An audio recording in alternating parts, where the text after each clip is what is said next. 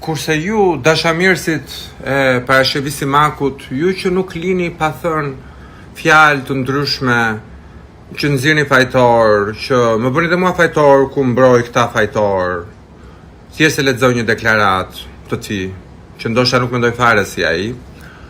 Ju që e doni kaq shumë Parashevin, dhe që jeni kaq të zhvilluar dhe kaq të lartë në mendim dhe në arsyetime dhe në IQ. Po kur jeni kaq të zgjuar dhe kaq të zhdërvjellët, si ka mundësi i drejtojni Lukës në italisht? Nga e mësoj Luka italishten? Ja mësoj jati? Apo ja mësoj mamaja? Luka di vetëm anglisht, nuk di as shqip. Pra, i them këto për të gjithë zollamahin dhe përshtirësin që villni nga goja. Po ku keni burra ju në Shqipëri? Po të ishit burra ju nuk kisha iku në Amerikun. Nuk e ndihmojmë në ato. Nuk e ndihmojmë se i merr Iliriani. Se Iliriani do bëhet i pasur me lekët e Parashevis. Se Iliriani ish hajdut do marrë para. Se ai e bën për famë. Se ai priti këtë moment të bëhet i famshëm. Të bëhesh ai famshëm nga Parashevia. Sa thua, nuk isha bërë asgjë në jetën time derisa takova Parashevin. E po që dua famën unë mes jush? E kujti plasi për famën mes shqiptarëve? Mua jo njëherë, as pak. As pak. Në mënyrë më të sinqert po a them. As nuk kam nevojë fare. Ju lutem shumë mos shkruani fare për mua. Nuk më intereson fare. Po bëuni burra. Bëuni burra se unë jam i vetmi gay deklaruar aty dhe të gjithë na dilni gay. Bëuni burra. Ndihmoni një grua në nevojë, pavarësisht se ajo mund të jetë emblema e muzikës, që ndoshta ju nuk dini çfarë është muzika fare. Ai është pengmarrës, e mori pengaj. E mori pengaj me vllajin, me nipin, me besën, me djalin e saj. E mora pengaj. E mbajta këtu. E lidha, e kisha të dhoma tjetër të lidhur. Se më duheshin paratë e saj. Po sa të neveritshëm jeni? Po çfarë fytyra jeni? Po çam balloma jeni? Po pse mund të jeni kaq të neveritshëm? Po si s'u bët kur? Po si u deshën të derdhen miliona dollar që të bëheni dhe nuk u bët? Po si do bëheni tani që ju pren milionat? Si do bëheni? Çfarë do ndodh me ju? Ai e mori se do të bëj famshëm. Seriozisht? Do bësh ai famshëm me një këngëtare të viteve 80 që kishte humbur dhe kalonit aty për ditë në 47th and 8th Avenue dhe nuk e merrnit. Ai e futi në spital. E bëri të çmendur. Prandaj e bëri. E futi aty që ti merrte parat. Po si do t'ja merr parat po do fusi në spital? Si mund të merren parat nga GoFundMe? Pa vajtur zonja e vetë me kartën e saj të identitetit dhe të rriqte parat. I mori, prandaj e bëri. Ai prandaj iku nga Shqipëria se s'kishte lek. Shkoi aty u strehua të bënte para në New York. O biznesmenër, o burra të Shqipërisë së lavdishme. Dërgojani lekët, jeni të pasur, keni chartera. Hipni një postier, dërgojeni këtu në New York, futeni parat në zarf dhe jepjani. Kur mos jem unë, ose më largoni mua, por 1 kilometër larg, jepjani. Me qënë se jeni kaq burra. Ai i humbi të gjitha dhe një që fitoj Trumpi. Do t'a përzë në Shqipëri.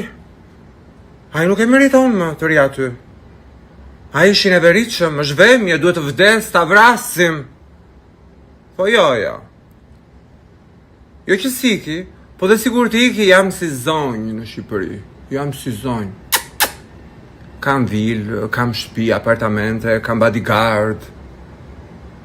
Pra nuk është këtu puna. Puna është që ju jeni dhemje. Dhemje. Nga ato të neveritshme të fare ama. Jeni njerëz të ndyrë. Ju që villni, jo të gjithë.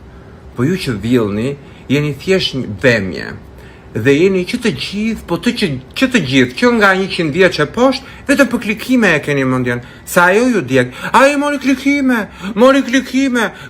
dhe kujt? Biznesmen klikimesh. klikime.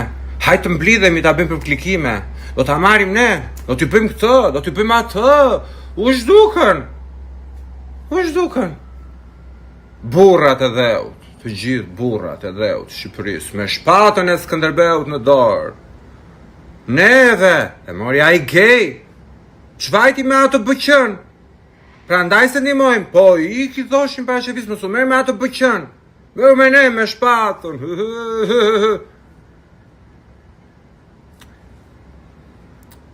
Të neveritshëm, nuk di, domethënë më kërkoj ndjes sepse e ktheva edhe pak si në humor, po doja ta ndaja këtë me ju, sepse nga që jemi edhe në fund të një rrugtimi, doja që ta ndaja këtë me ju, por jam shumë i bindur që ata vetë dinë që janë askushët dhe që nuk bëjnë dot asnjë gjë ato që kam bërë unë, as në jetën time, as në jetën private.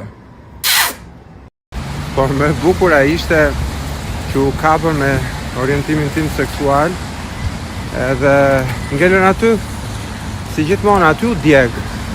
E çuditshme si ka mundësi që sa më konservator t'i jenë, aq më shumë ngelen tek orientimi seksual. Si shpjegoni ju? Mendoj që ju djeg, se s'ka mundësi. Se dikush që e di vetëm kush është, nuk intereson fare një gay apo një lesbike. Po ngelet aty dhe kanë fiksim.